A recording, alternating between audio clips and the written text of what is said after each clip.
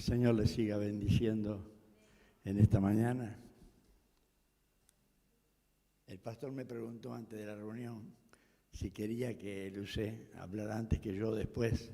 Bueno, que hable antes porque por ahí se embala y hace el mensaje y me ahorro de predicar. Y en parte es así, porque estamos hablando de lo mismo. Quiero compartir la palabra del Señor en 1 de Timoteo 5:24 al 6:10. Pero voy a ir leyendo versículo por versículo, no lo voy a leer todo el pasaje completo, voy a hacer un mensaje positivo.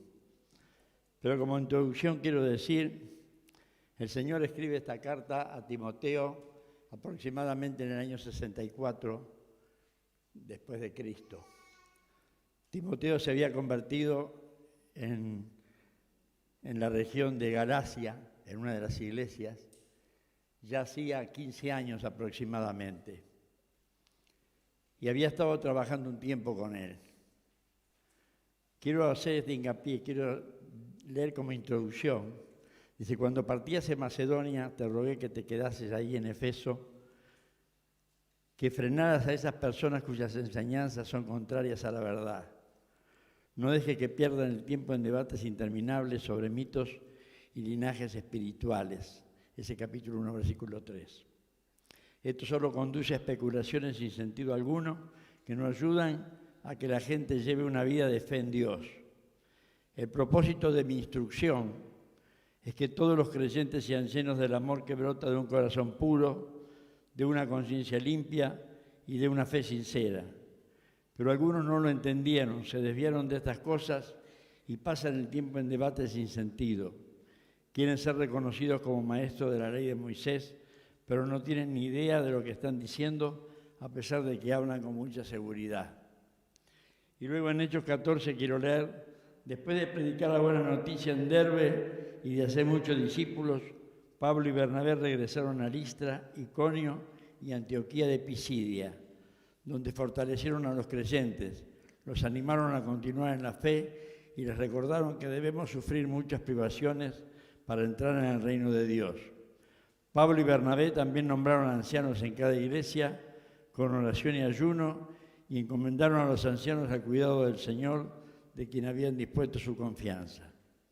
Amén. Quería leer esta introducción porque me llama poderosamente la atención. Pablo fue su primer viaje misionero aproximadamente en el año 49 a la región de Galacia, visitó varias ciudades y en pocos meses, cuando él regresaba, dice que nombró ancianos en cada ciudad. Días atrás estuve reunido con un pastor de una iglesia que tiene 20 años y me decía, no tengo ancianos todavía en la iglesia. Y yo decía, ¿por qué no tienes ancianos todavía en la iglesia? Porque no veo a ninguno preparado para ello. A mí me da mucha alegría que el mes que viene o el otro vamos a tener nombramiento de ancianos, de ancianas y de diáconos.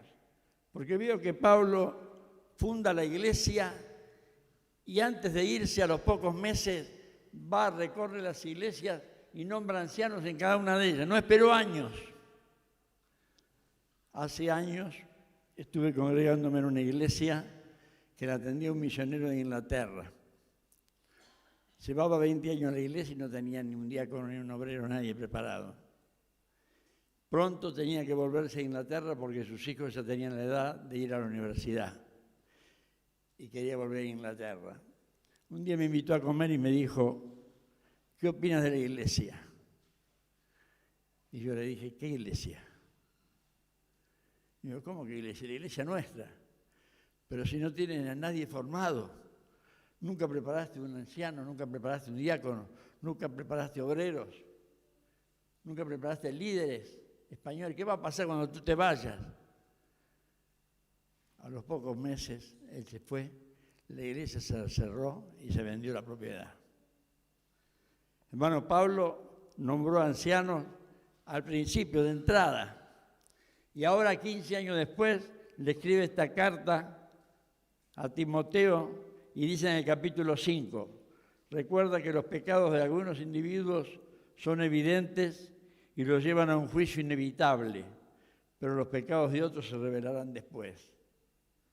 Otra cosa que me llama la atención, no está hablando de la gente del mundo, no está hablando de la gente de fuera de la iglesia, está hablando de la gente de dentro de la iglesia.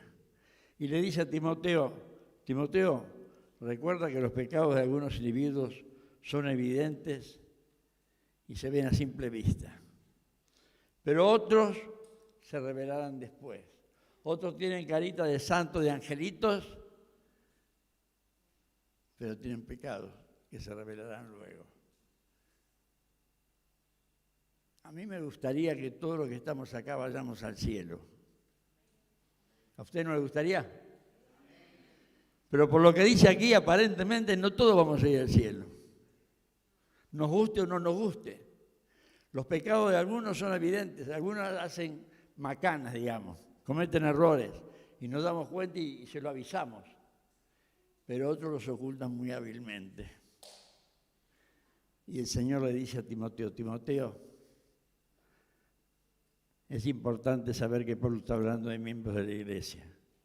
Es fácil identificar los pecados de muchos, pero otros los ocultan muy bien porque las apariencias engañan. Hermanos, Dios quiere que vivamos, yo digo, en el escaparate. El cristiano tiene que vivir en el escaparate. No tenemos que tener dos vidas. No tenemos que mostrarnos santos aquí y luego los demás días de la semana vivir de cualquier manera. Tenemos que ser creyentes aquí, afuera y en todo lugar. Y en Suiza, y en Martinica, y en Francia, y donde vayamos. De la misma manera, dice 5:25, las buenas acciones de algunos son evidentes y las buenas acciones que se hacen en secreto algún día saldrán a la luz. Las buenas acciones que muchos hacen son evidentes. Todos vemos la bondad de los creyentes. Qué bueno es el hermano fulano de tal, la hermana fulana de tal, qué buena que es. Otros no parecen, porque que no sepa tu derecha lo que hace tu izquierda. Las buenas acciones de muchos son evidentes, pero las de otros se hacen en secreto y saldrán a la luz. Todo lo que está, dice el 6:1, todo lo que están bajo el yugo de esclavitud, tengan a sus amos por dignos de todo honor, para que no sea blasfemado el nombre de Dios y la doctrina. Y los que tienen amos creyentes, no los tengan en menos por ser hermanos, sino sírvanle mejor por cuanto son creyentes y amados, los que se benefician del buen servicio. Esto enseña y exhorta. A veces nos llama la atención porque la esclavitud, que era socialmente aceptada, también fue aceptada dentro de la iglesia. Pero gracias a la influencia de la iglesia, años después, la esclavitud fue liberada. También había otra cuestión socialmente aceptada, que era el machismo. Y la iglesia luchó contra eso y todavía seguimos luchando, lamentablemente. Pero lo lograremos, porque en Dios no hay varón ni mujer, hombre. Somos todos iguales delante del Señor. Puede ser, dice el versículo 3, que algunas personas nos contradigan. Pero lo que enseñamos es la sana enseñanza de nuestro Señor Jesucristo, la cual conduce a una vida de sumisión a Dios. Ya Pablo tenía muchas personas que lo contradecían dentro de la iglesia y enseñaban doctrinas erróneas. Pero nos da una revelación, dice, la enseñanza de la sana doctrina conduce a una vida de sumisión a Dios. Cuando aprendemos la palabra de Dios, cuando aprendemos la sana doctrina, es muy fácil para nosotros someternos a Dios en obediencia. El problema es cuando vienen falsos maestros, falsos apóstoles, que enseñan un montón de doctrinas erróneas, como están enseñando hoy en día en la REA y de todo. Con todo esto de la pandemia, estamos saturados las redes de un montón de doctrinas erróneas, que lo único que traen son discusiones y divisiones. Solamente la enseñanza de la sana doctrina conduce a una vida de sumisión y enseñanza. Cualquiera que enseñe, dice el versículo 4, Cualquiera que enseñe algo diferente es arrogante y le falta de entendimiento. Tal persona tiene el deseo enfermizo de cuestionar el significado de cada palabra.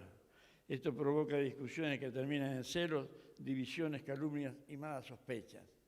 Los que enseñan doctrinas erróneas cuestionan palabra por palabra y distorsionan la verdad de la palabra de Dios y se aprovechan porque la doctrina, las iglesias de hoy en día, lamentablemente, no estamos unidas. Nos unimos en un sindicato, pertenecemos a la FEREDE o algo de eso, pero somos totalmente independientes, no hacemos concilios, no nos reunimos para debatir los temas de actualidad y cada una tiene su propia doctrina. Las iglesias de aquella época también estaban así, pero estaban unidas por las cartas de los apóstoles, que se escribían y se transmitían unos a otros. Individuos como estos siempre causan problemas, tienen la mente corrompida y le han dado la espalda a la verdad. Para ellos mostrar sumisión a Dios es solo la medida para enriquecerse. Hay personas que predican falsas doctrinas con el fin de enriquecerse y son tan hábiles en disfrazarlas, poniendo en parte de ella la verdad, que logran engañar a los creyentes.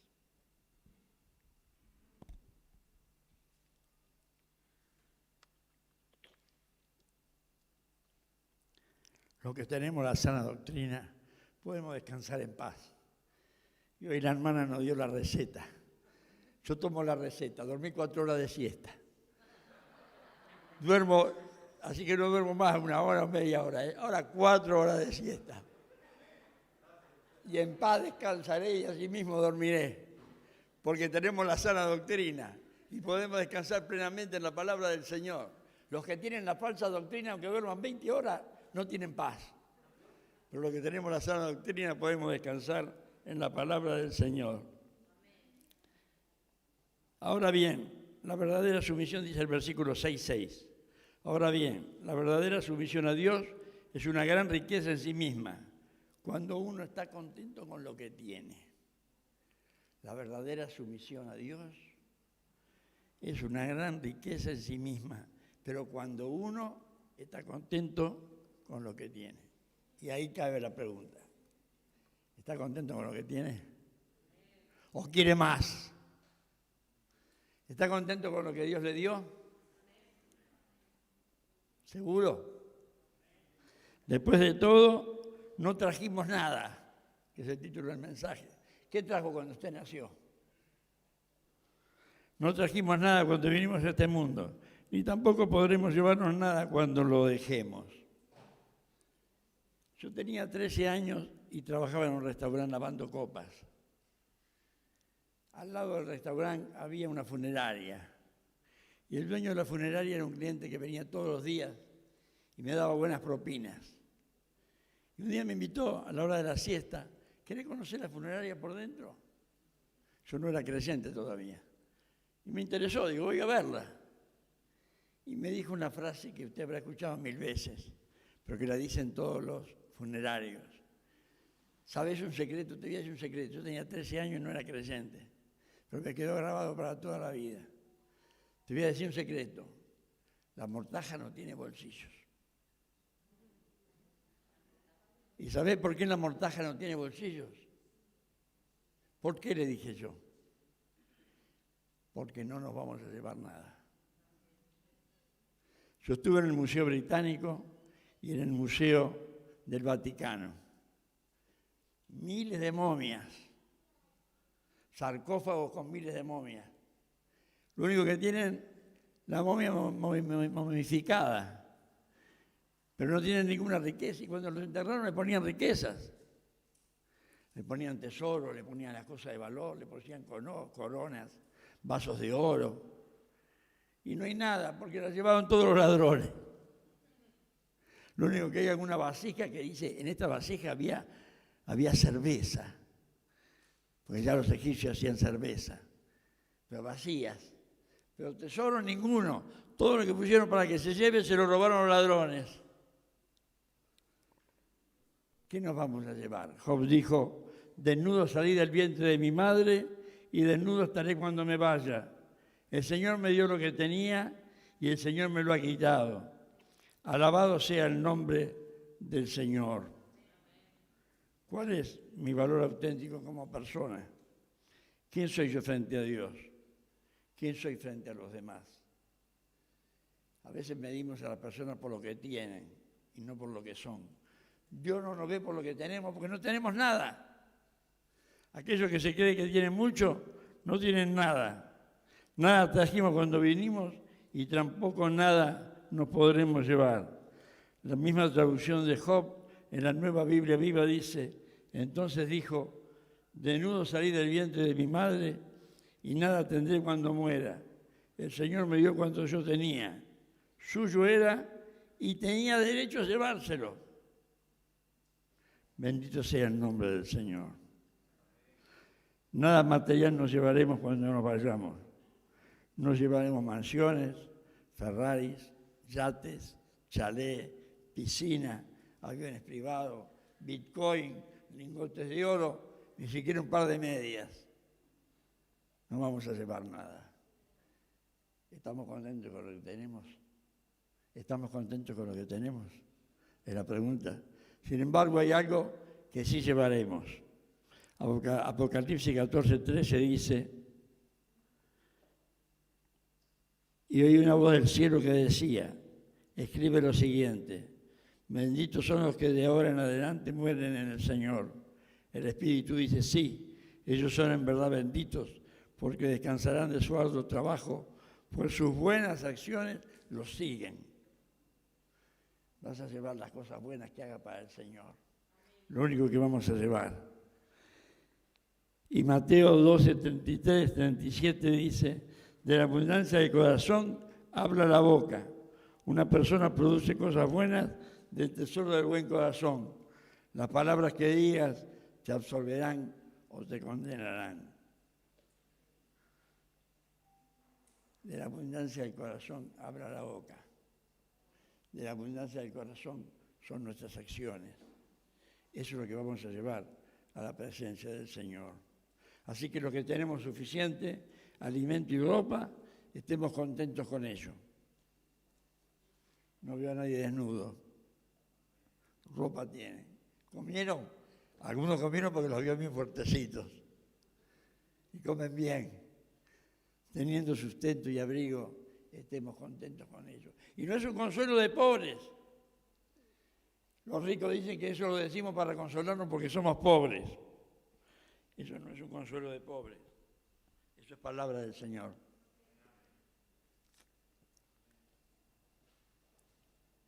Pues los que viven con la ambición de hacerse ricos caen en tentación y quedan atrapados por muchos deseos necios y dañinos que los hunden en la ruina y la destrucción. Pues el amor al dinero es la raíz de toda clase de mal, porque allí donde está vuestro tesoro estará vuestro corazón.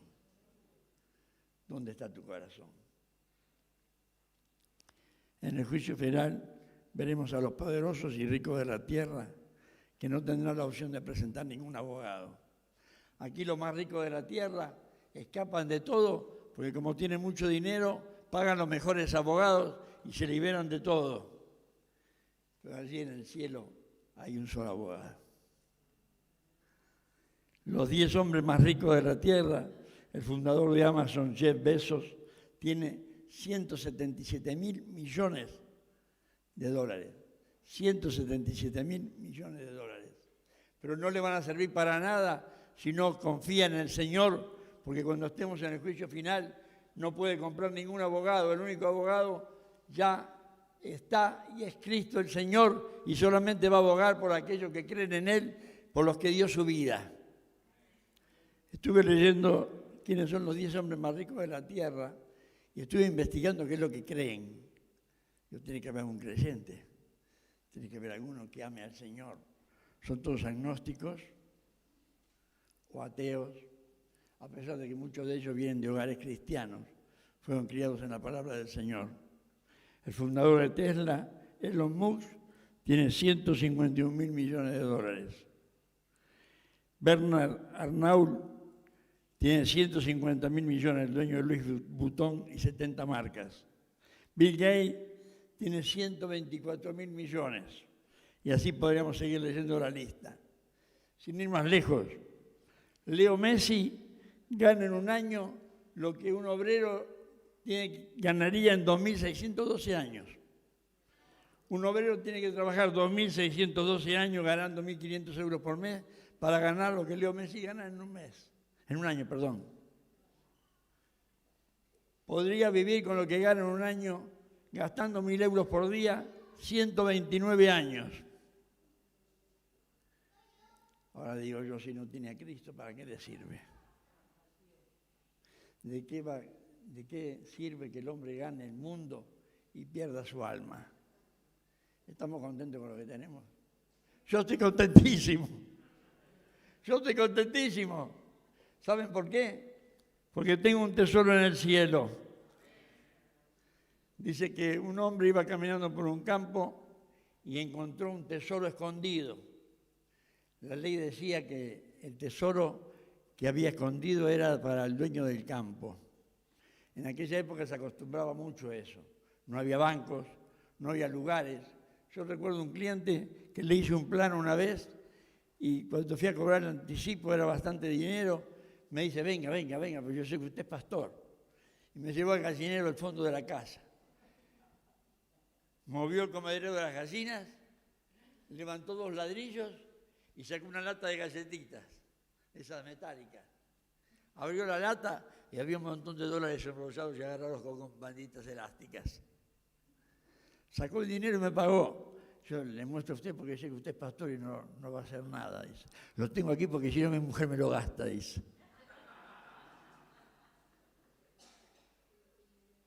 En la época de Jesús se acostumbraba a enterrar tesoros. Y muchas veces el que enterraba el tesoro moría y no se lo había dicho a nadie. Y nadie sabía que estaba ese tesoro. Muchos plantean la ética si el hombre que encontró el tesoro escondido vendió todo lo que tenía y compró el campo, ¿fue ético o no? Si no, debería haberle avisado al dueño del campo. Pues no, porque la ley decía que el tesoro era para el que lo encontraba. Y cuando él le propuso al dueño del campo comprar el campo, si el dueño hubiera sabido que existía el tesoro, no lo hubiera vendido, o primero hubiera sacado el tesoro. Él no lo sabía. Había un tesoro que nadie conocía.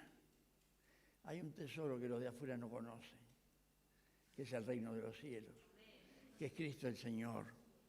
¿Estás dispuesto a vender todo lo que tienes? Si en definitiva nada es tuyo. A mí no me cuesta desprenderme de todo porque no tengo nada. Cuando nací no traje nada. Y cuando me vaya no me voy a llevar nada. Entonces estoy dispuesto a dar todo por el reino de los cielos, por el tesoro maravilloso que es Cristo el Señor. El reino de los cielos es el tesoro. El sacrificio es a todo lo que tenemos que renunciar. Renunciamos a un montón de cosas, a un montón de placeres, entre comillas, de la vida, por seguir la palabra del Señor y por obedecer a Cristo.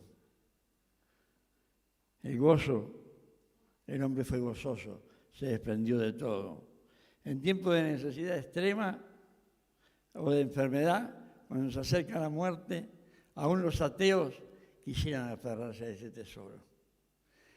Cuando hay muchas personas que están por morir, yo he ido a visitar a muchos y hemos tenido charlas profundas con respecto a este tema y quisieran aferrarse a Dios, que fuera verdad Dios, aferrarse a ese tesoro.